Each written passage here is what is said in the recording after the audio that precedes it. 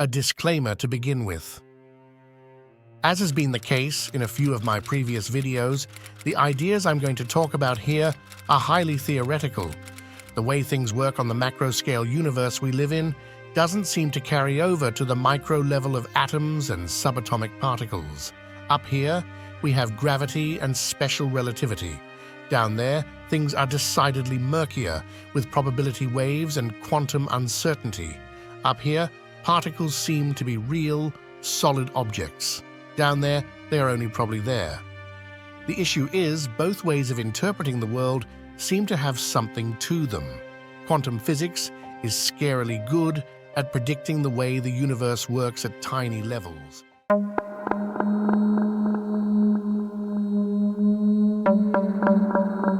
Outpacing special relativity with ease. But it doesn't have much to say about the motion of planets, of gravity, and the passage of time. Special relativity might be very good at helping us put a satellite into orbit, but it has nothing to say about why quanta exist at tiny levels or why things at the microscale are just so weird. Scientists think that this is a sign that there must be a larger, more general theory that might explain everything. Large scale, small scale, the works. But to find it, we'll need a major shift in our thinking to rival the jump from Newton's gravity to Einstein's space curvature, while grounded in established theory. We think you'll find yourself convinced that there's something to it. So have a listen and follow me on a quest to find the answer to how the secrets of the universe fit together. Naturally, a unified theory of everything is going to be too big to fit into just one video, but let's start with some initial, foundational points that might underpin such a theory. The best place to begin with seemed to be a model. I'm not here for high fashion, but rather a conceptual framework that explains why things are the way they are.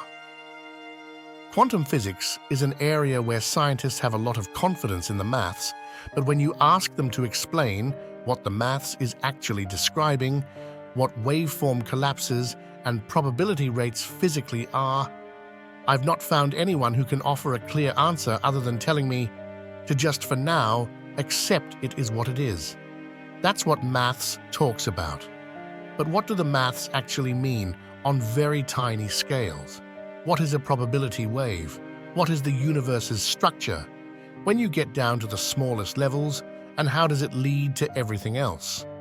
I'm not the first to seek such answers, so let's look first at what has gone on before.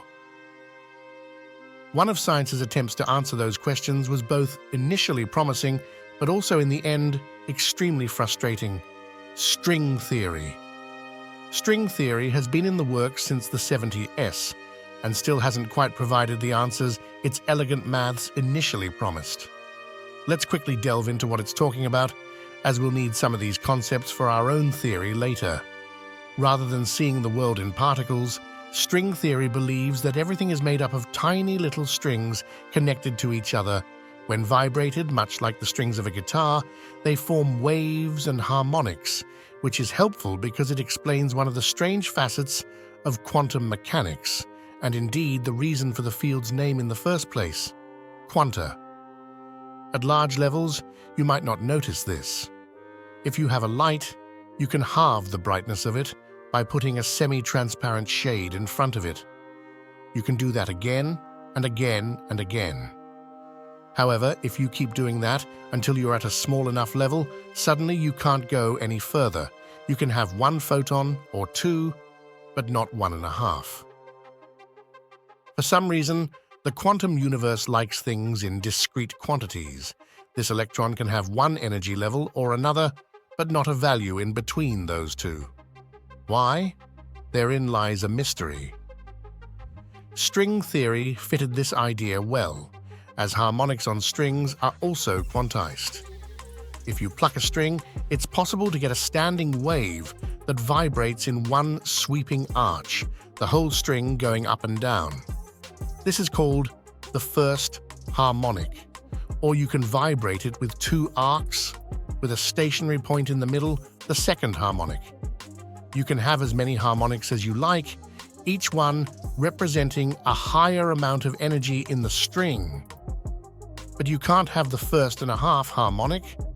No standing wave can be formed like that. So, a string with a vibrating standing wave can have one energy level or another, but nothing in between, just like subatomic particles in the quantum world. This was a promising start, but string theory went further. Particles come with a lot of information attached to them. It was realized that these modes of vibration created by the strings could potentially account for this information, depending on the direction of the oscillation of these strings. A string would vibrate up and down, and that might represent one aspect of a particle, such as its charge. Or it could vibrate in another direction, side to side, and that could represent another facet. And the more directions you had to vibrate in, the more information you could encode in the strings of string theory. Of course, anyone familiar with 3D space will realize that once you've used up and down and side to side, there aren't really any other new directions for your string to vibrate in without messing with the already existing vibrations.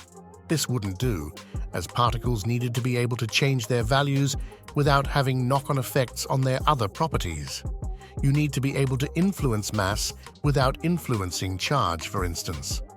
So, string theorists figured out that the best way to work around this issue was to simply add more dimensions. And so 4D space was brought in, and then 5D space, and higher and higher. And for many, this is perhaps where string theory starts to lose favor as a contender for the unifying theory. There are different branches of string theory in academia today, and depending on who you ask, you can completely define all the types of electrons, quarks, and every other sort of subatomic particle with either 26, 21, 11, or 10 dimensions. This might feel like a lot of dimensions, and honestly, it can get a little confusing. But the theoretical basis for 4D space is already there. If you're a mostly 2D object, you can't really see a third dimension. If you're a 3D object, you can't really see a fourth dimension. But that's no reason to say it's not there. The fact that we move through time in spite of remaining in place in 3D space implies there's another direction we can go in. Physicists are still chasing the dream of Albert Einstein and Stephen Hawking to capture the workings of the entire universe in a single equation.